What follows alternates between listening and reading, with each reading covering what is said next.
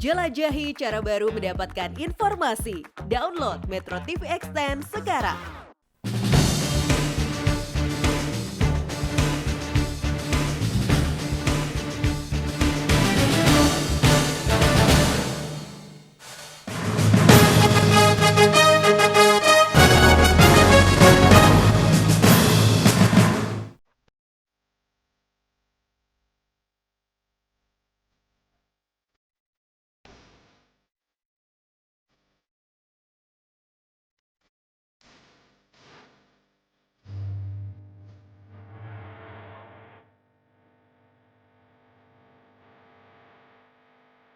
Watampone, Sulawesi Selatan, 15 Mei 1942, tempat kelahiran seorang putra Bugis yang tengah bersiap-siap memimpin Indonesia. Yusuf Kala kini adalah nahkoda perahu Finisi. Beserta ribuan awaknya, ia mengarungi samudra bisnis tanpa melupakan tempat asalnya yang sederhana di Kabupaten Bone.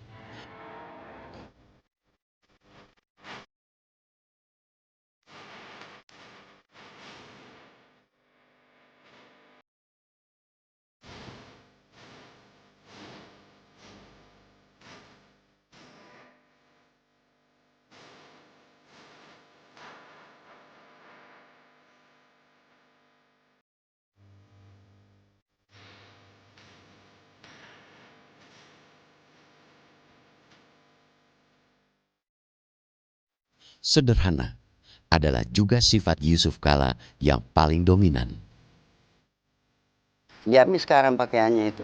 Dari kecil dia sederhana, sampai sekarang jarang pakai jas, saya lihat itu. Pakai anu saja. Memang sederhana dia. Waktu kuliah saya lihat itu pakaiannya cuma pakaian yang disetrika itu, yang lenang itu. Vespa motornya saja motor-motor. Dia kan mampu beli apa nih, biasa-biasa saja dia. Bapak dan ibu saya menanamkan hal tersebut, bahwa dalam kehidupan harus melihat ke bawah, ya. Tapi dalam prestasi selalu mentinggalkan lihat ke atas, gitu. Tapi dalam kehidupan lihat ke bawah, lihat kalau kita naik mobil lihat orang yang naik beca, kalau kita naik beca lihat orang jalan kaki. Itu prinsip ibu saya dan bapak saya itu. Sehingga kehidupan itu kita harus anggap biasa, gitu.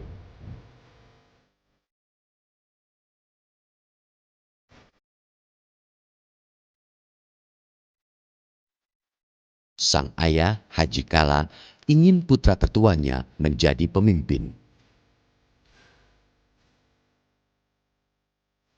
Satu kali waktu kita SMP, saya ingat benar itu. Kita di Datu Museng, ada maulid apa mirat kayak itu. Ditanya, siapa yang pidato su? Oh, saya tidak lihat, karena saya jaga sepeda. Diambilnya bulu ayam, dipukul tuh dinding terus, tapi bukan tekianannya pukul, tapi ditakuti. Saya tidak mau anak penjaga sepeda, saya mau anak bos, pemimpi.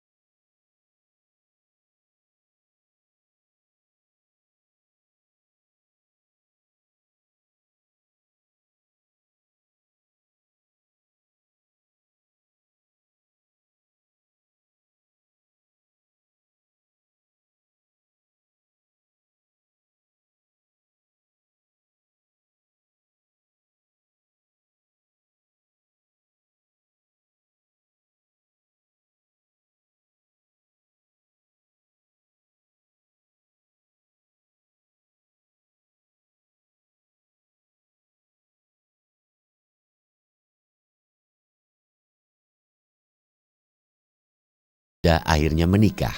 Mereka dikaruniai 5 orang anak.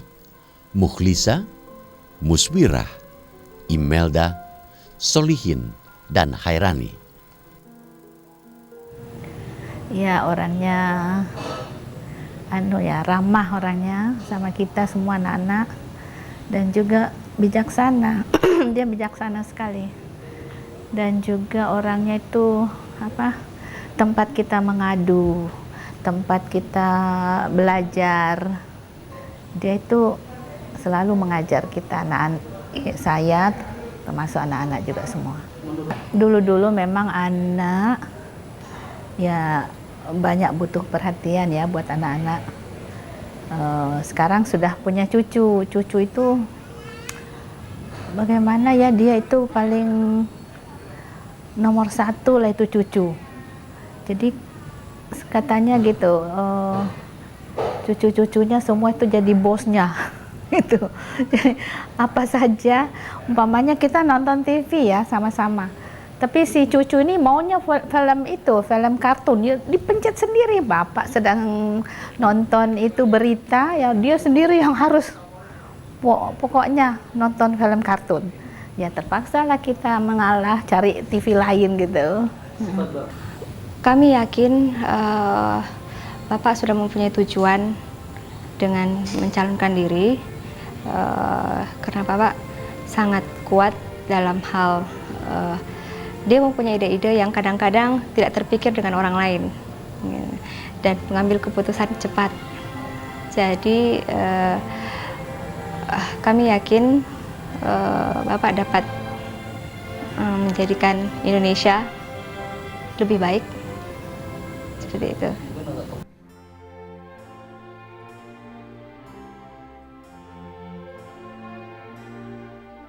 Sesudah tamat dari Fakultas Ekonomi Universitas Hasanuddin, Yusuf mendapatkan tawaran untuk bekerja di Bulog.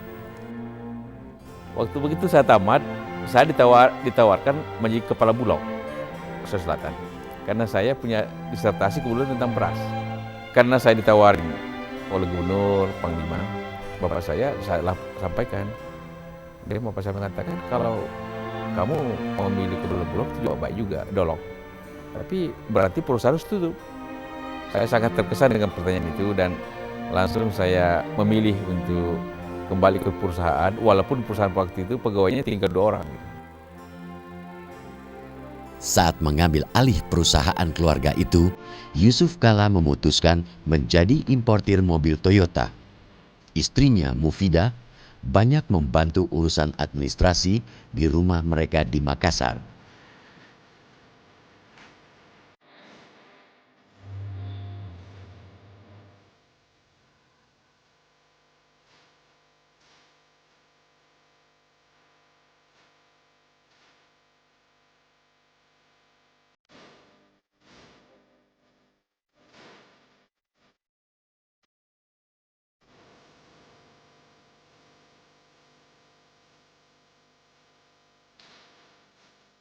Saat ini, perusahaan yang dibangun Haji Kala memiliki ribuan karyawan dan bergerak dari bidang konstruksi sampai dengan transportasi.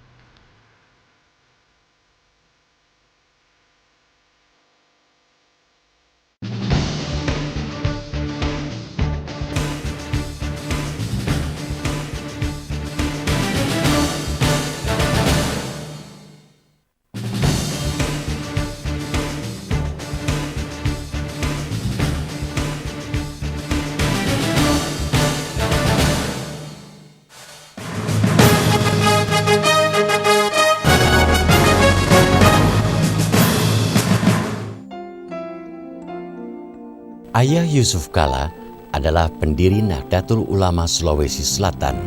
Namun, dalam karir politiknya kelak, Yusuf muda memilih Golkar dibandingkan mengikuti jejak sang ayah. Saya dengan ayah saya secara bersamaan. Beliau menjadi anggota DPR tingkat 1 Sulawesi Selatan, mewakili NU. Saya menjadi anggota DPR mewakili sektor Golkar. Waktu itu masih mahasiswa. Karena zaman itu kan 66 mahasiswa itu sangat dihargai dan sangat diberikan peranan. Tapi itu juga saya hanya 2 tahun.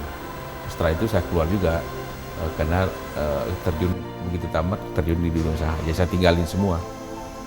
Disitulah pada saat jadi ketua kami, jadi anggota DPR, ini awal mulai saya mendalami masalah-masalah politik. Tapi setelah itu berusaha tidak lagi. Nanti pada akhir-akhirnya tahun 80-an saya kembali menjadi anggota MPR mewakili Golkar 4 kali, dan itu 3 kali menjadi anggota Badan Pekerja MPR. Nah, di situ kembali saya bergaul dengan tokoh-tokoh politik. Jadi,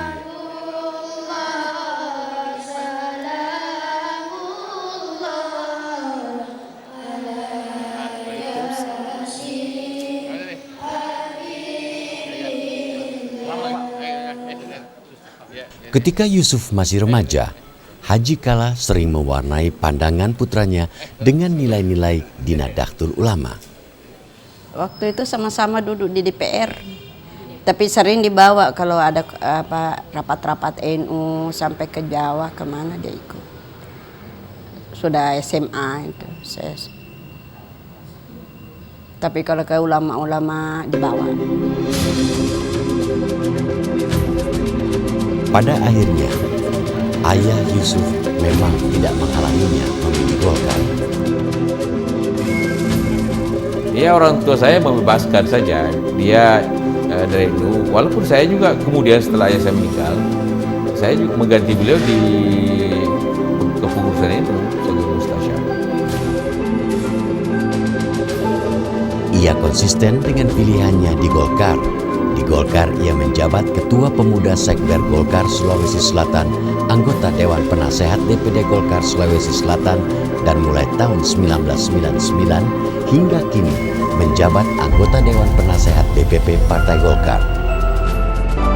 Ya, pertama karena organisasi ini baik dan mempunyai suatu network yang bagus, dan teman-teman di situ sangat profesional. Walaupun selama berpuluh tahun itu sangat dipengaruhi oleh pemerintahan khususnya Pak Harto, sehingga segala masalah Pak Harto juga menjadi beban Golkar kan. Tapi itu kan masalah pribadi. Ya sekarang suasananya berbeda, demokratisasi lebih baik, maka tentunya saya tetap ikut ini. Karena Golkar itu bersifat nasional dan plural dan bisa menimbulkan harmoni bangsa sebenarnya. Yusuf Kala termasuk salah satu calon presiden konvensi Partai Golkar. Namun sehari sebelum konvensi digelar, ia mundur sebagai peserta. Ya, saya hari ini menyampaikan secara resmi surat permohonan mengundurkan diri sebagai peserta konvensi kepada Pak Ketua Umum. Nah, sebenarnya awal kita niatnya pada konvensi itu untuk memilih kepemimpinan Golkar untuk presiden, karena pada waktu itu Pak Akbar kan ada masalah-masalah hukum. Nah sekarang ini telah selesai, maka berarti secara organisasi kita mendukung ketua umum itu yang paling pantas untuk mewakili Golkar untuk calon presiden yang akan datang. Langkah politik Yusuf berikutnya tak kalah mengejutkan. Ia menerima pinangan calon Presiden Susilo Bambang Yudhoyono untuk menjadi calon wakil presidennya. Dari cara ia memilih Yusuf Kala daripada orang lain yang sebutlah untuk banyak hal lain memiliki keunggulan, misalnya punya dukungan basis massa yang jelas, punya kaitan dengan partai yang kuat, itu memperlihatkan Pak Bambang ingin menawarkan, dan itulah yang dijual, komitmen pribadi untuk membangun negeri yang lebih baik. Jadi tawarannya pada platform yang diikat oleh komitmen pribadi daripada juga dilengkapi dengan infrastruktur politik yang kuat di dalam civil society dalam bentuk dukungan ormas atau parpol itu. Saya 35 tahun di Golkar, 38 tahun, hidup bekerja dan mempunyai jaringan yang luas di KTI sejak dulu, sampai sekarang juga menyelesaikan banyak masalah-masalah di timur, juga termasuk di barat, tentunya Sumatera, di Jawa, tapi khususnya di sana. Karena itu saya yakin bahwa masyarakat, rakyat Saya tidak mengatakan anggota Golkar, tapi seluruh masyarakat itu saya mempunyai suatu keterikatan, baik keterikatan pekerjaan juga kultural, dan juga pasti mengetahui apa langkah-langkah saya sejak dulu, bukan sekarang saja, untuk perjuangan kesejahteraan, untuk perjuangan memberikan harga diri kepada masyarakat di KTI. Saya tidak pernah berpikir untuk memecah suara Golkar, karena yang kita pertaruhkan bukan suara Golkar, kita mempertaruhkan mencari suara masyarakat, suara rakyat Indonesia, 140 juta suara. Golkar sampai hari ini kan hanya lebih 20 juta, masih ada 120 juta suara yang dipertaruhkan di masyarakat. Bahwa kemudian di antara suara Golkar itu ada juga ikut begitu, ya itu wajar-wajar saja. Ini namanya demokrasi. Ini kan bukan penggiringan suara, jangan lupa. Ini adalah demokrasi, masyarakat secara demokrasi memilih figur-figur yang menurut dia cocok. Di dalam survei IFES yang dipublikasikan tanggal 1 Maret lalu, nama Yusuf Kala tidak terlalu populer sebagai calon presiden. Ia hanya memperoleh 1,3% atau masuk ke dalam kategori lain-lain, sementara partnernya SBY menempati urutan kedua setelah Presiden Megawati dengan peringkat 10,9%. Namun, baru-baru ini Yusuf, seperti dikutip harian Fajar, memprediksi duet SBY-JK akan memperoleh 70% suara rakyat pada putaran kedua pemilihan presiden tahun ini. Pasangan ini akan berhadapan dengan duet Mega Hashim. Menurut Yusuf, hasil ini berdasarkan polling yang dibuat oleh timnya dan tim SBY.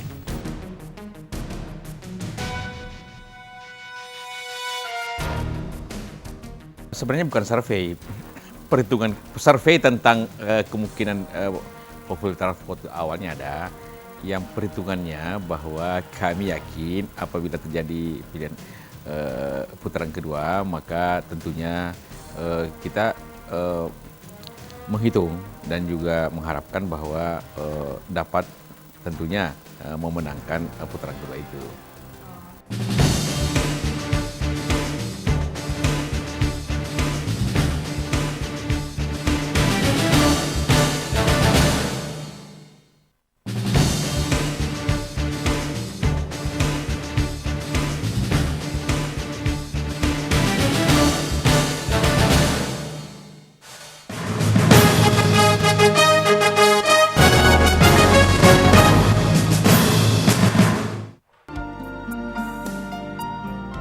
Yusuf Kala selain dikenal sebagai pengusaha kawasan Indonesia Timur yang sukses, juga pernah menjabat sebagai Memperindak dan Menko Kesra.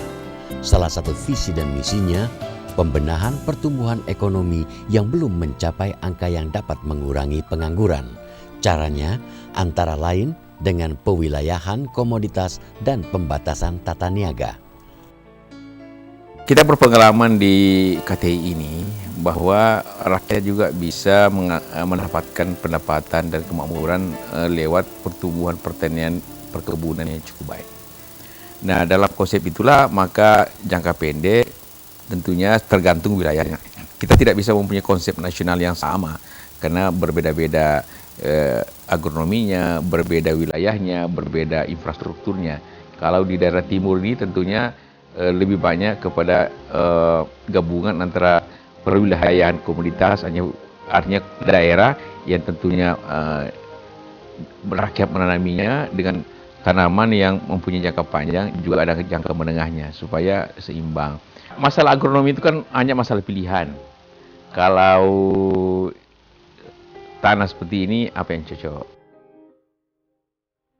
Selain itu, Yusuf Kala juga agak alergi dengan tata niaga dan berniat membatasinya. Tata niaga itu sebenarnya pada waktu monopoli sering diadakan. Hal tertentu bisa ya, tapi tidak bisa berlaku umum tata niaga tersebut. Kita harus melihat dulu tujuannya. Dalam perberasan mempunyai tujuan agar harga beras itu, gabah itu sesuai dengan harga baku, harga pasar ditetapkan oleh pemerintah. Tapi tata niaga yang lebih luas itu berbahaya. Ya, karena akan menimbulkan penyelundupan, akan menimbulkan KKN, akan menimbulkan masalah-masalah.